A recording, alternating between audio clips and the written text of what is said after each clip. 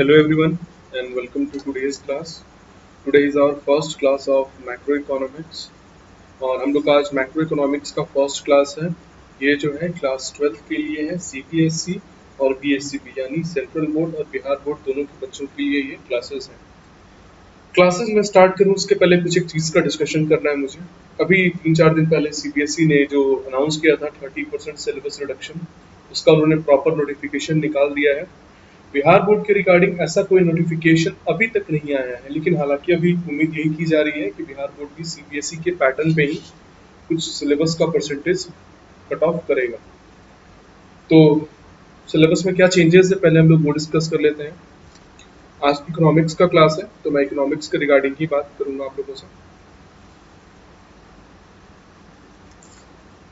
ये मैंने पहले से प्रिपेयर करके रखा है, आप लोग इसे कॉपी कर लीजिएगा, स्क्रीनशॉट भी ले सकते हैं, कॉपी भी कर सकते हैं। मैं आज का डिस्कशन स्टार्ट करता हूँ। देखिए इकोनॉमिक्स जो है वो दो पार्ट में डिवाइडेड है क्लास 12 के लिए, CBSE क्लास 12 के लिए। क्लास 12 CBSE के लिए इकोनॉमिक्स दो पार्ट में डिवाइडेड है। पहले ये चीज यहाँ पे क्लियर कर दिया जाए।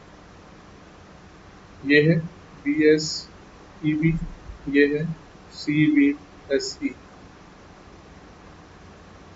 इकोनॉमिक्स में बिहार बोर्ड वाले बच्चों को पढ़ना है मैक्रो इकोनॉमिक्स, CBSE वाले बच्चों को भी पढ़ना है मैक्रो इकोनॉमिक्स। बिहार बोर्ड वाले बच्चे यहाँ पर अब पढ़ेंगे माइक्रो इकोनॉमिक्स, यानी बिहार बोर्ड वाले बच्चों को माइक्रो और मैक्रो पढ़ना है। CBSE वाले बच्चों को macro plus Indian economic development पढ़ना है। तो माइक्रो इकोनॉमिक्स हम लोग अभी तो पूरा पढ़ेंगे। क्लास 12 के बिहार बोर्ड वाले बच्चों को मैं बोल रहा हूँ कि माइक्रो इकोनॉमिक्स में आप लोगों को पूरा पढ़ाऊंगा।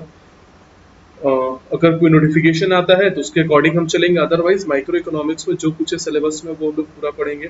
और मैक्रो इकोनॉमिक्स में जो कट ऑफ हुआ है, जो सिलेबस हम लोग का रिड्यूस हुआ है, उसके बारे में मैं डिस्कशन आप लोगों से करूंगा। उसके पहले अब हम लोग चीज यहाँ पे डिस्कशन कर लेते हैं।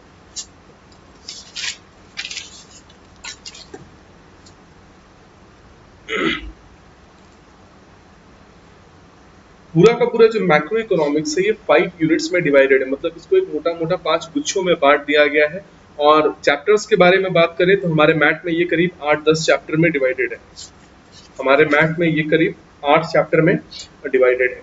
तो मैक्रो इकोनॉमिक्स का जो 5 यूनिट है उसमें सबसे पहला है नेशनल इनकम। सबसे पहला इसमें है नेशनल इनकम। इसमें हम लोग का मैथ का चैप्टर नंबर 1, 2, 3 इंक्लूडेड है। हम लोग के मैथ में चैप्टर 1, 2, 3 को कंबाइन करके हम लोग का नेशनल इनकम का एक यूनिट बनता है। CBSE ने नेशनल इनकम में कोई भी चेंजेस नहीं किया है। CBSE ने नेशनल इनकम में कोई भी चेंजेस नहीं किया है। मनी एंड बैंकिंग में एक चेंज किया है, उसमें controller of credit. Money and banking में हम लोग बैंक्स, RBI इन सब चीज के बारे में पढ़ेंगे। वहां पे RBI का एक फंक्शन आता है कि RBI कैसे मार्केट में क्रेडिट को कंट्रोल करता है। तो उस टॉपिक को उन्होंने हटा दिया। उसका दो मेथड है, एक है क्वांटिटेटिव, दूसरा है क्वालिटेटिव। तो उन्होंने दोनों मेथड्स को ही CBSE ने उसको डिलीट कर दिया है। तो आप यहाँ पर मार्क कर सकते हैं, ये जो चीज है ये चीज CBSE ने आप लोगों के इस साल के एग्जाम में रिड्यूस कर दिया है। अच्छा बच्चों, मैं आप लोग को एक चीज बोलना चाहूंगा, बताना चाहूंगा कि आपका सिलेबस रिड्यूस हुआ है, आपकी पढ़ाई में कोई कमी नहीं है। ये बस कोविड को देखते हुए इस साल के लिए अरेंजमेंट है। आगे आपको फ्यूचर में ये सब चीज पढ़ना है। तो मेरे हिसाब से आप लोगों को मैं इन चीजों का मतलब जरूर समझाऊंगा, आप भी इसे इंटरेस्ट लेकर के पढ़े, क्योंकि आगे ये चीजें आपको पढ़ने नहीं मिलेंगी। सब कोई एक्सपेक्ट करता है कि आप क्लास 12 में पढ़ के आए हैं तो फिर आपको यहाँ पर इसके बारे में नॉलेज लेना पड़ेगा।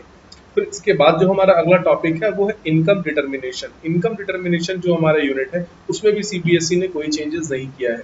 गवर्नमेंट बजट में भी कोई चेंजेस नहीं है। उसके बाद जो लास्ट चैप्टर है BOP, balance of payment and foreign exchange rate. Balance of payment में एक छोटा सा टॉपिक है डेफिसिट। एक छोटा सा टॉपिक है डेफिसिट, उन्होंने उस टॉपिक को हटा दिया है। और फॉरेन एक्सचेंज रेट नाम के एक टॉपिक को भी उन्होंने हटा दिया है। इकोनॉमिक्स में यही चेंजेस है। ओवरऑल इकोनॉमिक्स में कुछ खास चेंज नहीं है। मैक्रो इकोनॉमिक्स में आई होप ये चीज आप लोग को क्लियर है। मैं एक बार फिर से शॉर्ट में रिपीट कर दे रहा हूँ।